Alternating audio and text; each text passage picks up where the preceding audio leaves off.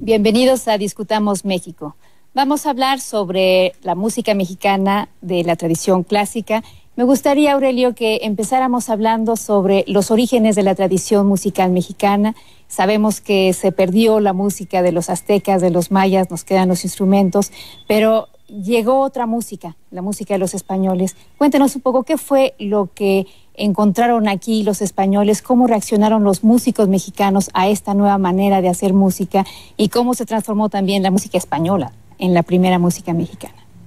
En un primer momento, en México lo que hay es una convergencia de culturas y que se manifestó creo que en todas las capas de la sociedad. La música europea, por un lado, que venía de esa tradición fulgurante de la polifonía del siglo XVI, del siglo XV, la música indígena que fue quedando de manera subrepticia en las prácticas cotidianas de los grupos indígenas, y la música africana, que ha dejado huella, sobre todo en la música popular, pero que también tiñó de alguna manera a la música erudita, a la música culta.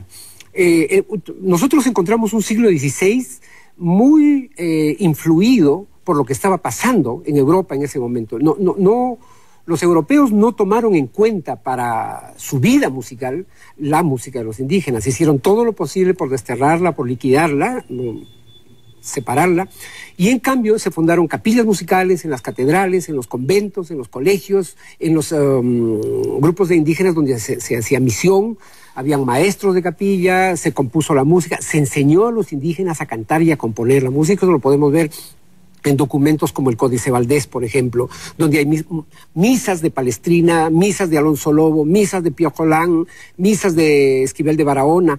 Es decir, se insertó a este nuevo mundo en una tradición musical que ya tenía largo cuño en Europa. Tuvo que pasar un siglo para que viéramos los frutos de esto. Ya en el siglo XVII, por ejemplo, el cancionero musical de Gaspar Fernández da muestras de cómo esa convergencia de culturas se expresa en un género tan local para el mundo iberoamericano que es el villancico. Hay villancicos de negros, hay villancicos de indios, villancicos de gallegos, villancicos vizcaínos, etcétera, que reflejan la pluralidad étnica, dialectal, cultural de todo el territorio iberoamericano. Y en ese sentido, los villancicos en náhuatl de Gaspar Fernández recogen no solamente el espíritu de las comunidades indígenas en lo literario, sino también en lo musical, ¿no? Es decir, ciertos giros rítmicos, etcétera, se introducen en un género que no había usado esos patrones de danza de la música indígena en Europa. Y la música de los africanos, los negritos, las negrillas, los guineos, son quizás la mejor prueba de que ya en el siglo XVII se podía hablar de un mestizaje, de un sincretismo cultural. En el XVII tenemos realmente un siglo de oro con los grandes maestros catedralicios, un Gutiérrez de Padilla, un García de Céspedes, un Antonio de Salazar, y nos ubican, digamos, en una contemporaneidad que rompe con la idea de que nuestra cultura era epigonal, es decir, que había que esperar qué pasaba allá para copiar acá. Entonces, quiere decir que estábamos en el centro de la cultura. Y en ese tránsito que va del 17 al 18, vamos encontrando huellas de cómo se va fundiendo lo popular con lo culto, de cómo se incorporan los elementos de la tradición del pueblo, como las jácaras, las chaconas, las folías, a la música eclesiástica, a la música culta, a la música litúrgica. Yo creo que esos siglos coloniales fueron muy ricos y tuvieron todas las manifestaciones que podemos encontrar en la historia general de la música. Cuando vemos la música de Aldana o la de Delgado, por ejemplo, ya encontramos las huellas de un Haydn, las huellas de un Mozart en su música. Es decir, nunca estuvimos ajenos a lo que estaba pasando en el resto del mundo y en el resto del continente. Eso que señalas es importante porque probablemente una de las características de la música mexicana en la época colonial y obviamente en la época contemporánea, en el siglo XX, es esa voluntad o esa de cosmopolitanismo, de contemporaneidad. Es decir, nunca se perdió, ni se ha perdido en México, esa característica que hace que los compositores o la música mexicana siempre esté, para emplear un término, al día, quiero decir, nunca es ajena a la gran tradición de la música o de la cultura occidental, puesto que sabemos que desde hace 4 o 5 siglos, bueno, formamos parte precisamente de esa cultura y no somos, como tú dices, simplemente epígonos o hombres colonizados. Es decir, hay un lenguaje personal, hay una música que podríamos, no sé cómo decirle, mexicana, quiero decir, compuesta por mexicanos simplemente. O por quienes hicieron de este territorio su centro de actividades, ¿no? Hubieron muchos compositores españoles o portugueses que vinieron a América, pero la obra, el legado que nos han dejado, forma parte de nuestra tradición. Mi visión como director es que en realidad tenemos una increíble riqueza de posibilidades, ¿no?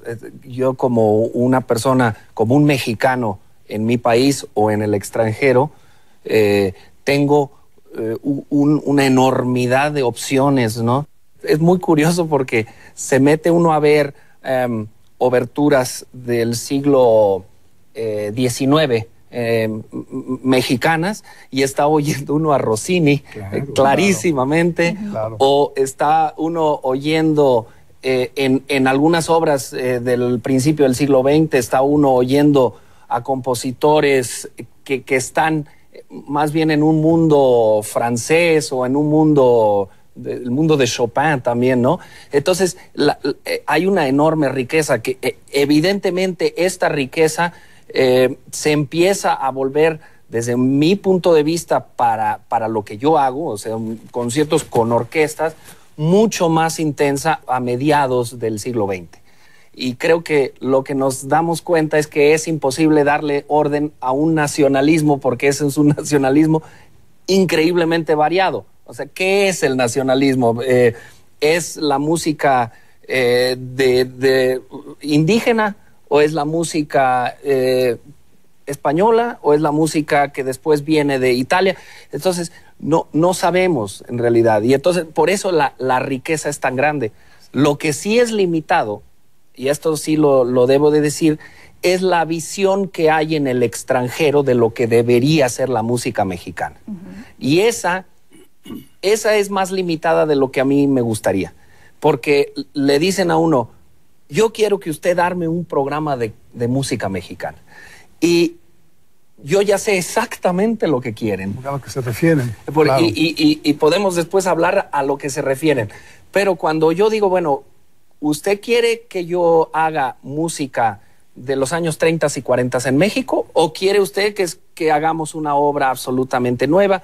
Y sí debo decir que en muchos sitios en Europa y en Estados Unidos lo que se quiere son los sones de mariachi, el huapango, la sinfonía india. Es decir, aquello que responda a un cliché de lo mexicano. Claro. Sí. Pero lo que nosotros tendríamos que explorar es en la diversidad.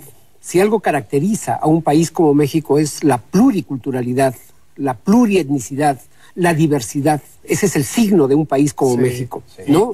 Diverso en todas sus manifestaciones, en todas sus manifestaciones culturales, incluyendo la música, por supuesto.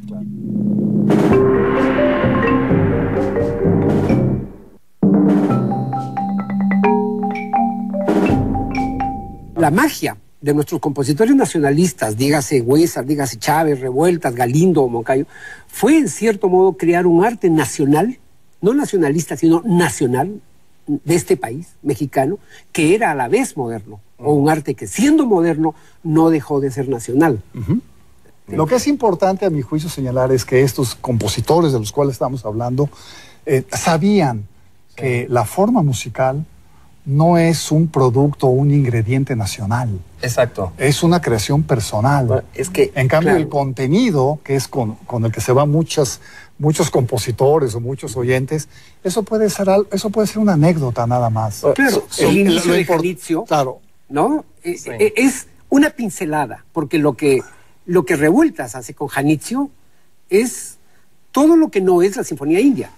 Probablemente el nacionalismo, tal y como lo conocemos o de lo que estamos hablando, probablemente tenga su final en 1940 con la muerte de Revueltas. O 58 con la muerte de Moncayo. Uno de nuestros, de mis modelos en México fue, por una parte, la educación que recibí del maestro Rodolfo Halfter, un gran español que llegó a México y que me enseñó en el Conservatorio de Música la escuela vienesa de Schoenberg, Berg y Webern. Y por otra parte estaba muy presente la obra temprana y espléndida de Manuel Enríquez.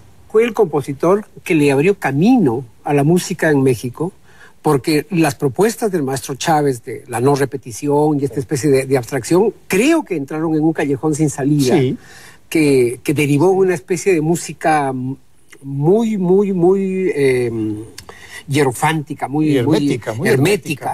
Y en cambio, Enríquez, de manera muy práctica, casi de la del instrumentista que sabe cómo se suena, encontró los recursos de escritura para plasmar un nuevo pensamiento musical que le dio salida a esta ruptura con el nacionalismo. Una obra se hace, digamos, en ese cruce de caminos entre el compositor, el intérprete y finalmente el oyente. La obra la hace ese triángulo. Si una obra de la tradicional, si una obra del repertorio tradicional es mal tocada, naturalmente el público va a culpar al intérprete. Entre otras razones porque conoce la obra. Pero si la obra es nueva y el intérprete hace una interpretación mediocre, el público va a culpar no al intérprete, va a culpar al compositor. Por eso me parece fundamental que en un estreno, en cualquier obra contemporánea, la interpretación sea igualmente buena que la interpretación que se hace de un Chopin o de un Beethoven. Y se nos olvida que en todas las épocas hay obras menos herméticas, hay obras más fáciles de oír, y hay obras casi imposibles de oír, como la Gran Fuga de Beethoven. ¿Estamos de acuerdo? Bueno, en el siglo XX pasa lo mismo. Hay obras que se escuchan muy fácilmente y hay obras que exigen un mucho mayor esfuerzo de parte del oyente. Pero la imagen que se da o que se tiene de la música nueva es una imagen de hermetismo, de iniciados. Yo diría que la gran conclusión es que tenemos un panorama musical riquísimo, unas opciones interesantísimas, pero hemos sido incapaces de educar a toda una generación talentosa para que esto de lo que estamos hablando sea todavía más rico, más interesante como lo debería de ser. Hay otros países que lo están logrando y creo que sería muy interesante platicar en otra ocasión cómo lograr en México hacer toda una generación de jóvenes músicos. En ese sentido no deja de ser irónico que estemos celebrando el centenario, el bicentenario, y al mismo tiempo las políticas oficiales acerca de la educación musical son un desastre, puesto que han quitado la música como asignatura en la educación. Y eso me parece desastroso. Ya sin hablar de los otros temas educativos. Espero que nos inviten a otra mesa para discutir la educación musical en México. Es decir, al mismo tiempo que hablamos de que hay una gran salud en la música, al mismo tiempo no contamos con una biblioteca maravillosa en el Conservatorio de Música, porque no hay dinero, no le han dado dinero para formar una gran, la biblioteca de música. Entonces, es increíble que uno deba llevar sus partituras de Schoenberg, porque no hay música de Arnold Schoenberg o de Chávez, también, no hay música en el conservatorio. No, necesitamos una gran biblioteca. Y al mismo tiempo, dentro de ese conservatorio, hay muy buenos maestros, claro, ahí se han formado muchas gentes, pero al mismo tiempo hay carencias terribles. Entonces, una manera de celebrar esto sería tomar conciencia de este aspecto que atañe a la educación, que me parece fundamental, no solamente para el presente, para el futuro del país. Pues muchas gracias por haber estado con nosotros. Estuvieron en la mesa el maestro Aurelio Tello, Mario Lavista, Carlos Miguel Prieto, yo soy Ana Lara y estuvimos discutiendo México.